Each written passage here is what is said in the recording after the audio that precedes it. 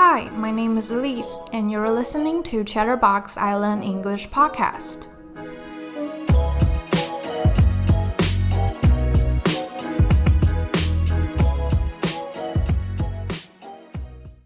Welcome back to Chatterbox Island English Podcast. I'm your host, Elise. If you're new to this podcast, hello and welcome. This is an all-English podcast, but we don't talk about grammar rules or vocabulary like other English learning podcasts. Instead, we just talk about some easy and everyday topics. And I usually put all the keywords of each episode down in the description, so feel free to check them out if you want to. I hope you'll find this show interesting, and be sure to subscribe if you enjoy the content. In the last episode, we talked about whether having a certain accent while speaking a language matters, and why we are so obsessed with having a standard accent when we speak English. If you haven't listened to that episode, you can go check it out after this one. And if you want to listen to any previous episodes of this podcast, you can click on any platform that you're listening to right now.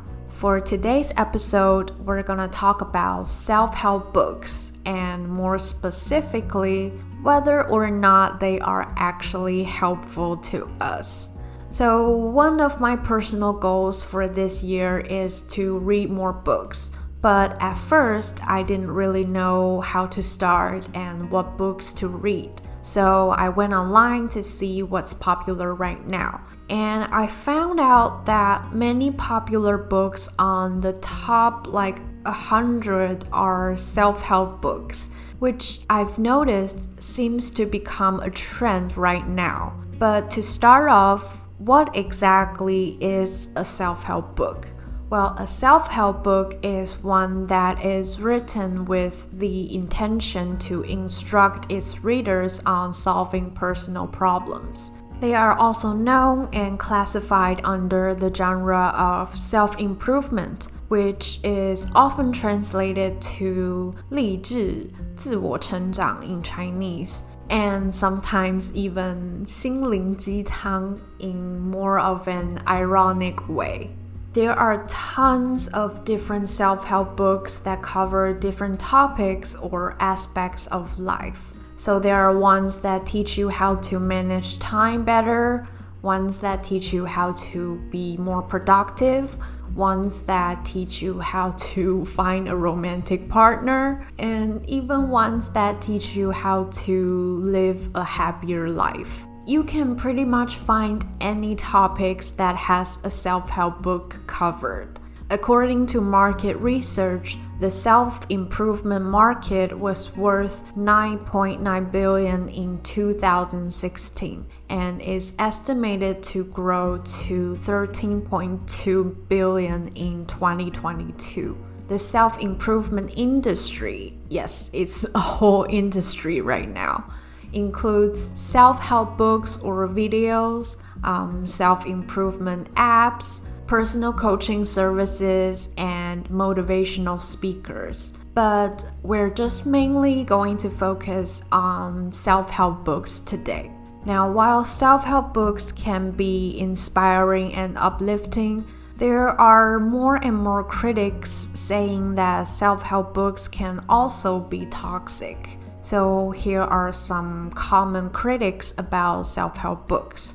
The first one is the illusion of progress. Because self-help books often have this inspiring and uplifting tone in them, it makes people feel like they have become a better person or achieved something once they finish the book, instead of actually taking actions. This is also called action faking, which means doing things that make you think you're making progress when you're not. It's almost the same as procrastination, but worse, because in this case, people don't even realize that they are procrastinating. They just have this illusion that they are achieving something, or they have achieved something after reading those self-help books. The second one is self-help reinforces perceptions of inferiority and shame. This sounds a bit contradictory, right? Because self-help books are supposed to make you feel more positive or make you feel better about yourself. But when you really think about it, if you don't feel like there is something wrong with you, or that you are not good enough and you want to become a better person, why would you buy a self-help book? And of course, I don't believe that anybody is perfect and there is always room for improvement. I have to say, if you actually do get some great advice or opinions out of the book, that is awesome, that is great. I have nothing against it. But sometimes for people who just fundamentally think they are worse than others and have a really low self-esteem, sometimes they're not really looking for possible advice or opinions. They are looking for word-for-word instructions because they don't know what to do.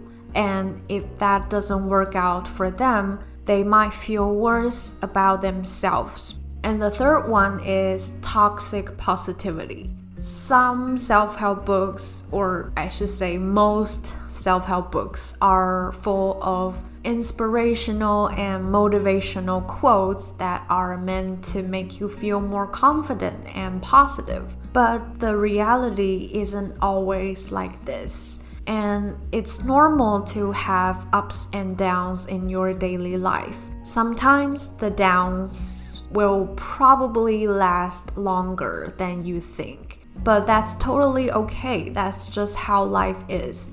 So to say that you have to constantly feel positive, passionate, grateful, and sometimes even to block out all the negativity in your life is, I think, somehow unhealthy. Now, I have read some self-help books before and I just found out that they're not for me. I feel like they are often repeating themselves over and over in the books, and I just didn't feel that they gave me the help that I needed.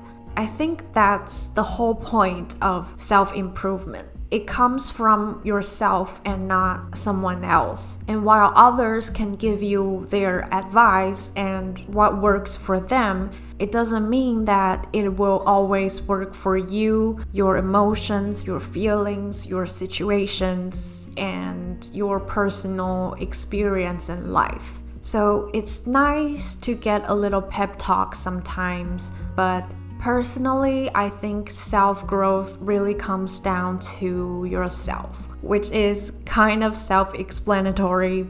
Of course, I do believe that some people can really take in the advice and improve from self-help books. But for the most part, I personally think self-help books are largely overrated.